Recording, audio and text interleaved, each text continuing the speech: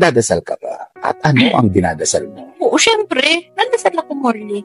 Isa kahit umiiyak ako, nagdadasal ako. Bago matulog, nagdadasal ko na sana magising ako. Di ba iba, natulog, hindi na nagising, di ba? So, biyaya sa akin yung pag nagising ako, kinabukasan, may buhay pa ako, ganun-ganun. Malilit na bagay, pinapasalamat ko na. Hindi gaya dati na, ang dami nang dumating sa'yo, hindi mo pa siya pinapasalamatan, di ba? Pinapasalamatan mo si Mother Lily, o dagang nagbigay ng blessing, hindi mo alam. Hindi ka nagpapa-thank you. Morley, yan ang pinakamalaking kasalanan ko sa buhay ko. Wala akong Diyos dati.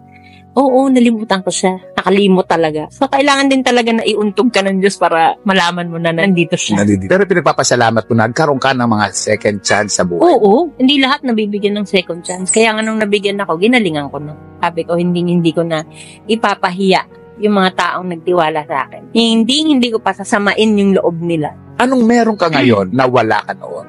Peace of mind.